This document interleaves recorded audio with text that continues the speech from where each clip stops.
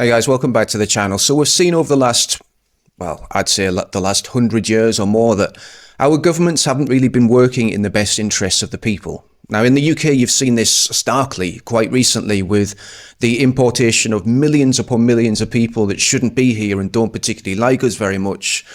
And then of course you've got the lockdowns and the COVID scandal and everything that went along with that. And unfortunately, it goes a little bit further as well. This is not going to be a very easy thing to watch, and it is something that I would recommend you do get through because it's going to be important for you moving forward. In this interview with Dr. Mike Yeadon, who is a former vice president of Pfizer with over 30 years of pharmaceutical research, he exposes what he describes as a coordinated global agenda. Drawing from his expertise, he warns of fraudulent pandemics, intentionally harmful injections, and emerging digital control systems designed to strip away your freedoms and basically make you a digital slave. And if you've ever questioned the narrative, this is essential viewing, like I said, to prepare us, to allow us to see how those in power truly regard us. Check it out. Since 2020, I have been speaking out against the fraudulent pandemic and the intentionally dangerous injections. And my experience has been to have been censored and smeared largely. So if you've not heard of me before, that's the reason, that censorship and smearing is the experience of people who try and tell you true things that the authorities don't want you to hear.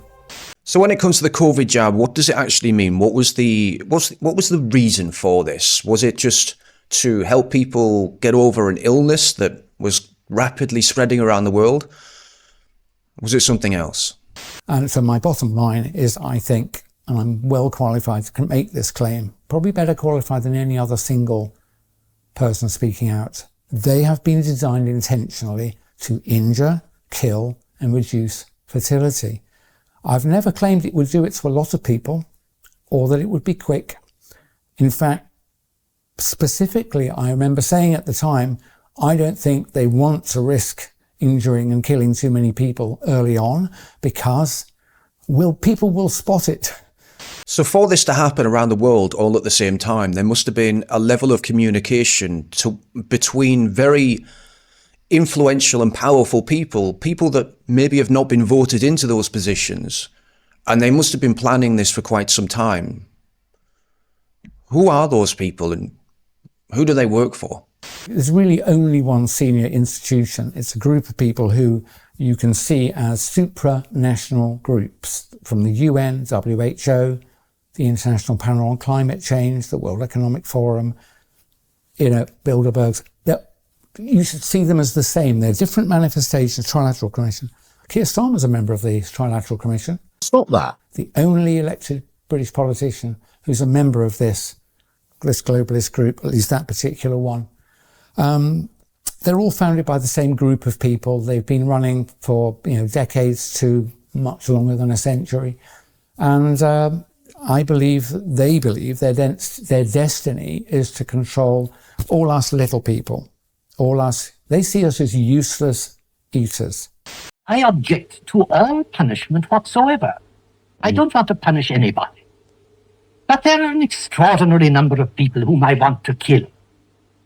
Not in any unkind or personal spirit, but it must be evident to all of you. You must all know half a dozen people at least who are no use in this world, who are more trouble than they are worth. And I think it would be a good thing to make everybody come before a properly appointed board, just as he might come before the income tax commissioners, and say every 5 years or every 7 years, just put him there and say, sir or madam, now will you be kind enough to justify your existence? If you can't justify your existence, if you're not pulling your weight in the social boat, if you're not producing as much as you consume, or perhaps a little more, then clearly we cannot use the big organization of our society for the purpose of keeping you alive, because your life does not benefit us and it can't be of very much use. Okay, so they can't just go around injecting people if they don't want to be injected. They can't just go around euthanizing people, right? They need some kind of system in which you grant them a certain level of control over your life. Something that's socially acceptable, something that is seemingly benign, but actually gives them the ability to do pretty much whatever they want. What would that look like? You don't need a new global single format editable digital biometric ID. But that's what digital ID means. Single global editable biometric digital ID. I'm warning you. I'm trying to help. It's the last really important decision you will get to make. If you sign up for it, the people who are taking over do not require your consent, your collaboration, you to do anything after that. Your digital ID will be the only thing that your governments, institutions, and anybody authorized by those holding power will recognize you through. So you won't exist anymore. You'll be replaced by a QR code. You are not a number, you're an address to some resources. And that makes it particularly dangerous because those resources can be edited. And one of those fields, for sure, will be your vaccination status. And I'm absolutely sure, because I've seen it written down in multiple documents, that your digital ID will only remain valid if you comply with the conditions of validity. So one of them will be, have you had your latest recommended or mandated jabs? And because of the fact that I'm qualified in toxicology and worked for decades with others in what's called rational drug design, when I look at these jabs, the constituents, I am certain, formally certain, that they were designed to hurt you. You know, the digital ID will lose validity unless you roll your sleeve up. You must see that's designed to injure and I believe ultimately kill you. That's what's coming. It's the ultimate tool of slavery, the digital. It's called the digital gulag by other people. I think that's not a bad phrase. And the way to stop that happening is to put your foot down and don't sign up for it. If they tell you, say you're, if it's a government, they might say we're not going to give you benefits unless you sign up for digital ID. I can't help that. I'm going to tell you, you at this point have to choose. Obviously going to engineer it so that you'll feel you can't refuse. If you sign up for it, your life is going to end. Your free life is going to end. Please, when it's first put to you, and especially if they threaten you, we'll have to fire you if you won't sign up for this. This is good for you, is it? Why would they threaten you? Why would they punish you for not doing something that's supposedly good for you? So you might be thinking that I don't need to opt into this, right? I've got my birth certificate, I've got my driver's license, I've got my national insurance number. If they ask for something, I can just wave a passport at them and say, there you go, son, that's all you need. Jog on, I'm off with the rest of my life. But you won't be able to escape that because all your money will also be associated with your digital ID. So let's say you've gone to a supermarket, you want to buy a drink and a sandwich. You'll beat them through and it'll say, how do you pay? And it'll say, present your digital ID. And the cash register, as it were, the cashless system, won't proceed until you show it your QR code. And if you're not vaccinated, and if that means your digital ID is not valid, it'll say, sorry, transaction refused. So when COVID first kicked off, guys, I was in China. I was right at the epicenter of everything. I know exactly what this guy's talking about because I had to do it myself. I had a QR code that told me whether or not I was infected, not whether or not I was vaccinated. They just wanted to test whether you're infected or not. And they used this on the population of the Chinese to round up dissidents, to stop people from traveling. If they complained about the COVID vaccine or the spread of the virus or the fact that they were being corralled into certain areas, their green status that showed they weren't infected would flip to a red status. And that meant that the authorities were allowed to round them up and they would disappear. that was a test case for what I think they will use the non-vaccinated status for. And of course, if you say anything against the state, you go on a protest against the state. Well, suddenly your vaccinated status will change to not vaccinated, and you won't be allowed in the system anymore. The possibility for evil with this kind of system is as great as it's ever been. But you might be thinking, well, I'm old, right? I'm old already. I've got my house. I've got all my assets. I'm perfectly safe from this. At least I can opt out of the system. The old boomer mentality of it doesn't affect me. Even I, as someone who's not involved in finance, I'm clever enough to see that the debts of all major countries has been deliberately piled on and escalated to the point where it's obvious to all of us that the debts can never be repaid. We're struggling even to service the interest on the loans. So at some point, I predict with great confidence that an event like 2008, the global financial crisis, only 1,000 times worse, will occur. And that will mean every country is bankrupt at the same time. All businesses would be bankrupt at the same time. And to find out what will happen to you, if like me, you're sort of comfortable and middle class, early retired and got a bit of saving, you should be really frightened what I'm going to tell you. David Rogers Webb. He is my matching half in finance. He's a retired hedge fund manager who discovered that the laws pertaining to private property rights have been altered over the last 50 or 60 years surreptitiously in every country on the planet. So when you think you own something, I invite you to look in. If you've got an investment account, you will find now, you won't find any statements to do with ownership. You'll only find the phrase beneficial owner. In the event of a large enough default, the senior secured creditors, the people at the top, may seize the assets ever pledged as collateral by the layers below them. That includes your house, your pension, any stocks and shares you have in an account with an intermediary like Hargreaves Lansdown, AJ Bell and the like, JP Morgan. Basically, legal theft of all of your assets will occur, I think, within hours of a large enough financial crisis that I've just discussed. So digital IDs, obviously not a very good thing. We probably shouldn't go along with this. In fact, we should probably do everything we can to resist against this. But at least the vaccines, right? Barring COVID, at least vaccines in general, they're safe for us, right? The government at least has had our best interests at heart. They've been trying to protect us and our children all this time, right? They have uncovered the fact that vaccines have never been intended to reduce diseases or to help you. They have always been what I have determined the COVID shots to be, which is materials that harm you and do you no good.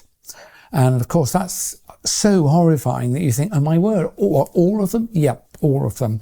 I'm not saying they're all as dangerous as COVID jabs, but none of them were good. And rather than trusting me, go and read the work of Sasha Latypova and Catherine Watt, and then it's up to you to decide, okay? If you think that's wrong, that's fine. Remember, I've told you at least where it comes to acute respiratory illnesses, they are not contagious or infectious.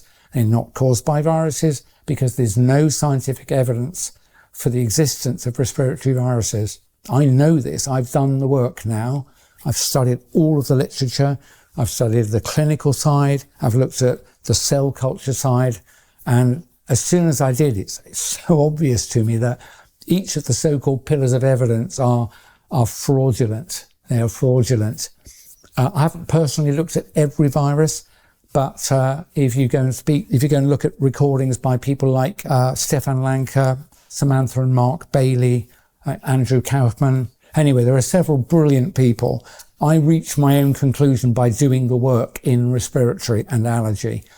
Yeah, okay, but look, I mean, at least we can recognise that there was a pandemic that was sweeping across the world. The governments might not be perfect, but at least they tried their best to come up with something to try and stop what was essentially an incredibly deadly disease.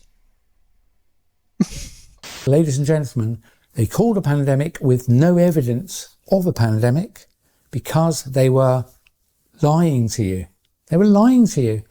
Then they created all our governments created the impression of a pandemic by misusing a test that doesn't measure what it says, PCR. There's literally, what we had is a pandemic, a rollout of the test. It's as simple as that. Increased number of cases everywhere was a pandemic of a rollout of a rubbish test.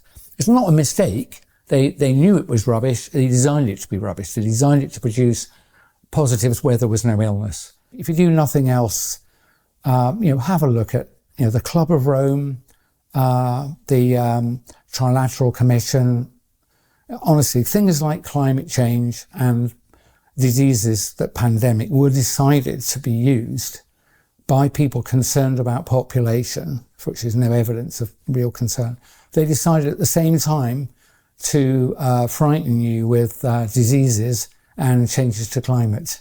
It's the same group of people at the same time. And after that, there was a diaspora of propaganda. We have a golden opportunity to seize something good from this crisis. Its unprecedented shockwaves may well make people more receptive to big visions of change, and global crises like pandemics and climate change know no borders and highlight just how interdependent we are as one people sharing one planet. Over the past month or so, despite the ongoing crisis, I've been encouraged to see the growing calls for a green recovery.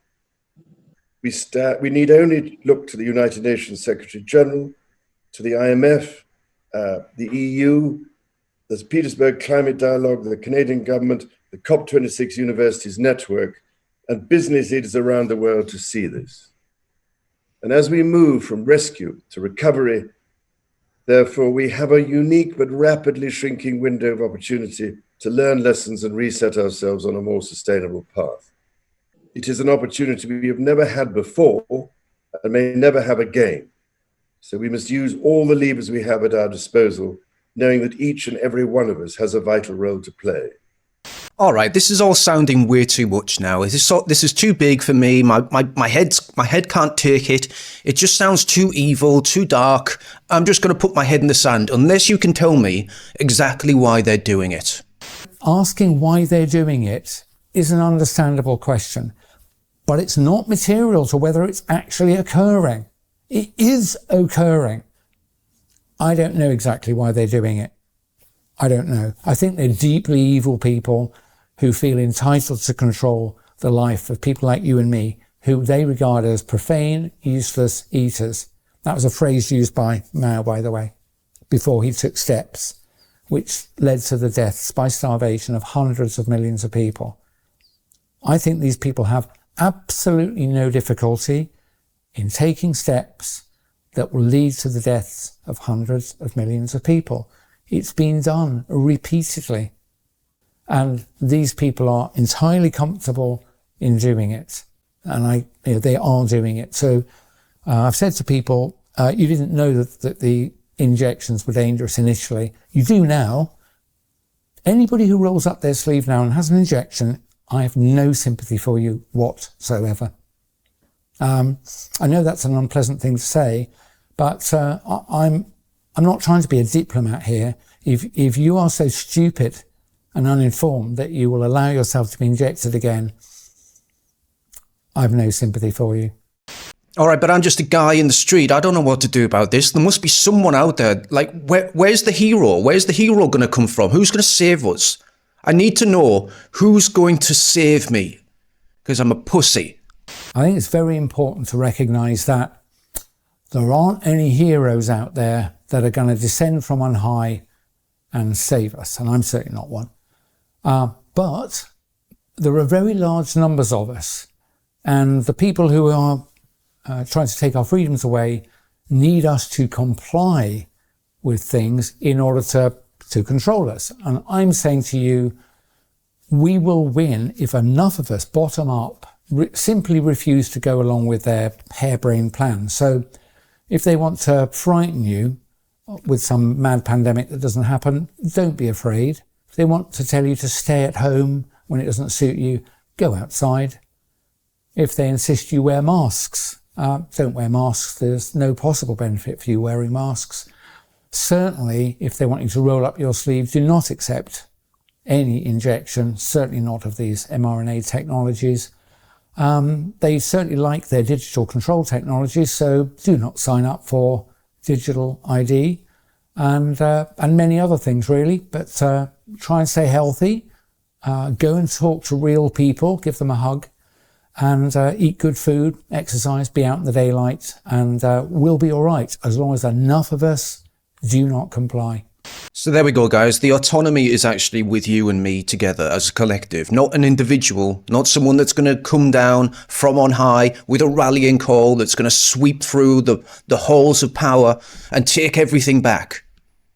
It's just with me, it's with you, it's with your brothers, your sisters, your daughters, individually, collectively, together.